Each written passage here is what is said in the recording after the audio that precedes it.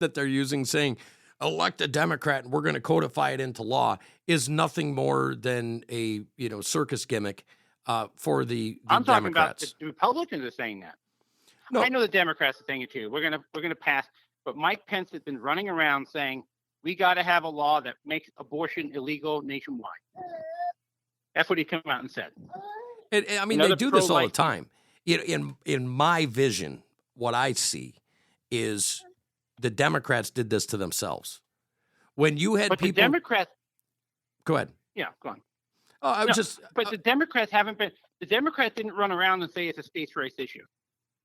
They've always said, "Hey, it's a nationwide. It's a federal protected right." So now the Supreme Court has ruled it. It's not constitutionally protected. Now they're running around saying we need a national law, but that's not inconsistent with what they have been arguing. It is everyone should have the right to an abortion. I'll tell you what happened. This started with Northam. When Governor Northam came out and he said, well, we're talking about after the baby's born, keeping the baby on the table and keeping them comfortable while the mother decides with the doctor whether or not they can end the life of that baby. Yeah, that is what happened. Was all these people on the other side that are pro-life came out and said, we can't let this happen. And there was literally a war within our politics because of the radicalization of the idea. But does that make something suddenly not protected by the Constitution because of certain radical fringe people? That's how constitutional rights are determined? Well, no, it's not how constitutional rights are determined, but it was never a constitutional right. It was a protection by the federal government, allowing them in states. A lot of things have been interpreted as constitutional rights. That do you want to allow Miranda? That's not in the Constitution. You don't think the Miranda rights should exist anymore? No, I think that the Miranda rights should exist, and I know that there was just a case on that. Not in the Constitution, though. But here's the thing: we have so many things at a federal level that they're just not following. How about Title VIII? How about that? Crossing the border. How about other things that people don't even know about, like the structure of our House of Representatives, how they count the people, not the citizens. Right.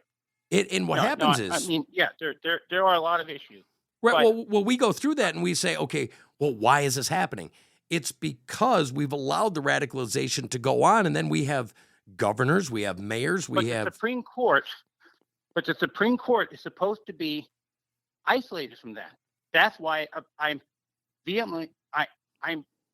very much opposed to this decision, because the only thing that has changed is, well, nothing. Nothing changed. Nothing changed between now and when Roe was passed or issued. Nothing changed, except the makeup of the court. So you have to decide or conclude that the determination of what is or is not a constitutional right is political, not constitutional. And that troubles me greatly. Okay, let me ask you this. When we ended slavery, what changed? Yeah. What changed? Do what? When we ended slavery. Who won the Civil War? Do you think it would take a war? The 15th Amendment to the United States Constitution that said people can't be slaves. Okay. How about when women got the right to vote? What changed? The 19th Amendment gave women the right to suffrage. 18th Amendment. Well, yeah, but they changed it. But why? What changed? Because people's beliefs changed. Do you believe that? I mean, if you go back and look, women at the time were not into suffrage movement because they didn't want to do certain things.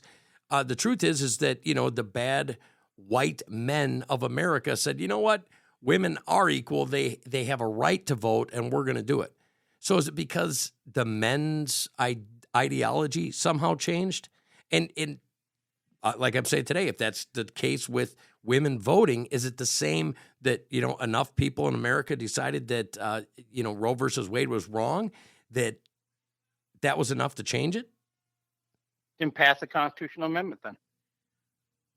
That's the way to do it. It's not we're just going to put on enough Supreme Court justices for our side. Then what do you? I agree with you. I agree with you. I'm just playing devil's advocate here. That's the problem. That's what I have a problem. If they pass constitutional amendments that abortion is illegal, I wouldn't support that, because I'd like my daughter to be able to. I don't want her to have an abortion, but if she was raped or whatever, then that should be her right. Well, if that makes me a murderer, then so damn well be it. And I'm trying to show people the progression of your ideology, especially the people that used to watch your show. You know, there's tens of thousands of people that watched you all the time, and your idealism has changed so much. And I think it's just part of your life path. You know, we discussed, you know, being born in elementary and middle school and high school and college, your radio years, you know, and now you're married. Get that, Jim Lockwood finally found a princess. He married, made her his queen. You're a father now. Wow. I was a queen, but right. Well, you know, she's a queen. I'm the slave. Well, I'm probably. No king. I mean, that's the way that it is in America. You're the man. You got married. You're the slave.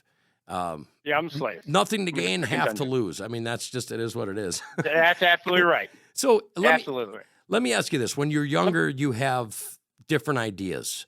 You know the old adage, you know, when you're young, you have a heart. When you're old, you have a brain. And you're kind of in the intermediary right now, and now you're a father. So looking through the lenses of your mind right now, what's changed and what do you want for the future? You know, how do you want to go out? What is your, you know, blazing saddle out of this world? Well, you mean what do I want to leave behind, or what do I want to focus my energy on? I mean, both. I want a world that my daughter has every right that everyone else has, whether she's a man or woman or whatever. And look, like the transgender issue, right? Let's go back to that for a second as an example. If you're transgender, you want to walk around with a skirt and panties on and cut off your dick, go right ahead. I don't care. But don't make it deny my daughter the ability to compete in swimming or whatever. I'm sorry. Men have bigger bodies, more lung capacity on average. Right. Not everyone. Bigger hearts, more white blood cells or red blood cells. Yeah, we have more endurance. We're men. Right. She's not. Now she's going to be a pretty tall girl, so she'll probably kick my ass one day. She's already in a damn 2T, and she's not even 1 year old yet. No doubt that she'll be able to kick my ass one day. Right. But you know, why she should have the ability. Someone's choice of what gender they think they are doesn't change who they are. And let me tell you something, Jeremy. I'll tell you this. It has taken me a long time to come to grips with being blind. It is nothing I wanted to have happen. And, you know, like, hey, yeah, I'm blind.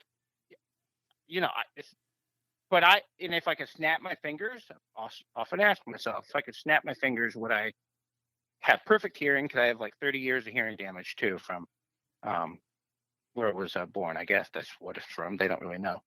But would I snap? If I could snap my fingers, would I have perfect vision, perfect hearing? Probably.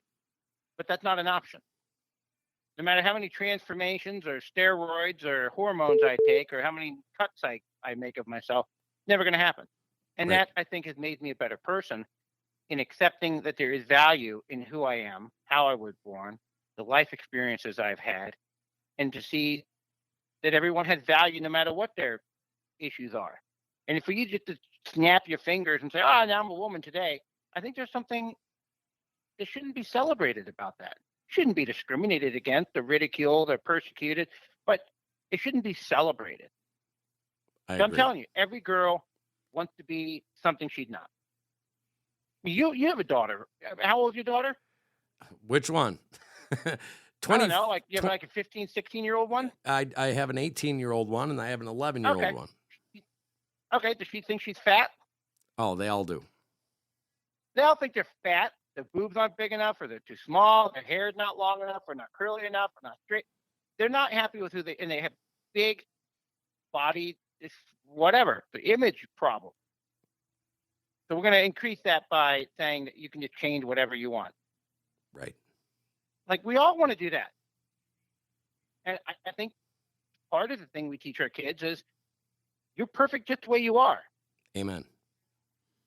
Like You don't have to be tall and beautiful and big-breasted or small breast. Like, no, and just because you change yourself into something else does not mean you're going to be any more happier. You're not. I don't think. I agree. I don't think happiness comes from that, and I think that's the problem I have with the transgender issue. My dad would love to be able to walk out of his wheelchair and run down the sidewalk instead of having his wife wipe his ass and not being able to drive without hand controls. But it's not an option for him, and he's struggled all of his life to see the value and to overcome his disability and say, hey, despite the fact that this causes me issues, I still have something positive to contribute to my family and the world around me. I love what you're saying. And the people who are, and the people who, I wasn't supposed to be a woman. But then what? Like, you know what? I was supposed to be Arnold Schwarzenegger with big ass muscles and chicks, bending down at my knees every time I walk by. Damn it. What can I do to make that happen? It's not going to happen, right? I mean, I want to thank you for coming on today. Yeah. I know your time's valuable. Thank you for having me on here. The things that you say are very prophetic. Come to terms with who you are, love who you are, understand that you have value, and be a warrior in your life and build what you want. I think that's prophetic. Jim, he's a good friend of mine. I want to thank you for coming on. Folks, I hope you got something out of this. If somebody needs some legal help in Indiana, go ahead and tell them how to get a hold of you. Yeah, contact me at jim@lockwoodlegal.com. If you're mentally deranged, and you are, if you're mentally deranged, call 1-800-2-Keller because they're assholes and give all the bad clients to them. Be careful. Their fellow attorneys who are jerks. Be careful, Indiana. Jim@lockwoodlegal.com. Jim@lockwoodlegal.com. Indiana, be careful. Yeah, lockwoodlegal.com. This could be your future senator. Thank you very much, Jim. I appreciate it, folks. Thank you very much, Caveman. This has been you too. This has been the first installment of Astonished. I hope you guys liked it. I know I did. It's been a wonderful time. Thank you, and I'll talk to you and see you soon.